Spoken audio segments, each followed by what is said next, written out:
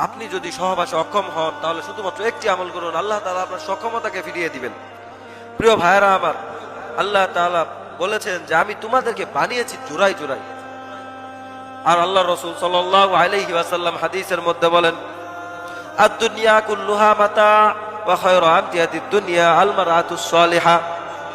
আল্লাহর রাসূল সাল্লাল্লাহু আলাইহি ওয়াসাল্লাম হাদিসের মধ্যে বলেন, এই দুনিয়ার মধ্যে যা কিছু রয়েছে সবকিছুই হলো ভালো লাগার বস্তু, সবকিছুই হলো ভালো লাগার বস্তু, এবং এর মধ্যে সবচেয়ে বেশি ভালো লাগার বস্তু হলো উত্তম স্ত্রী। অর্থাৎ আপনার কাছে সবচেয়ে বেশি ভালো লাগবে হলো আপনার উত্তম স্ত্রী। এবং আল্লাহর রাসূল হাদিসের মধ্যে বলেছেন, তাজাওয়াজুল ওয়াদুদ আল ওয়ালুদ ফা ইন্নী মুকাথিরুন বিকুমুল উমাম। আল্লাহর রাসূল হাদিসের মধ্যে বলেন, তোমরা অধিক পরিমাণে সন্তান দানকারী এবং অধিক পরিমাণে ভালোবাসা জানা দেয় তাদেরকে বিবাহ করো, ওই সমস্ত মহিলাদেরকে বিবাহ করো, ওই সমস্ত মেয়েদেরকে স্ত্রী হিসেবে গ্রহণ করো। কেননা ফাইন্নী মুকাথিরুন বিকুমুল উমাম, কেননা কিয়ামতের দিন আমি অধিক পরিমাণে আমার উম্মতের কারণে আমি গর্ববোধ করব। এই জন্য প্রিয় ভাই আমার, আল্লাহ তাআলা আমাদের সবচেয়ে বেশি সুখ শান্তি রেখেছেন দাম্পত্য জীবনের মধ্যে।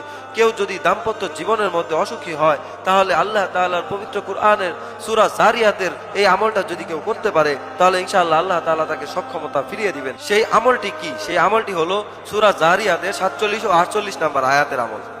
অর্থাৎ স্বামী স্ত্রী দুইটা ডিমকে সিদ্ধ করবে এবং সিদ্ধ করার পরে একটা ডিম স্বামী নিবে, আরেকটা ডিম স্ত্রীর হাতে দিবে, এবং স্বামীর হাতে যে ডিমটি থাকবে সেই ডিমের মধ্যে সূরা জারিয়াতের 47 নম্বর আয়াত পাঠ করে সেই আয়াতটিকে লিখাবে।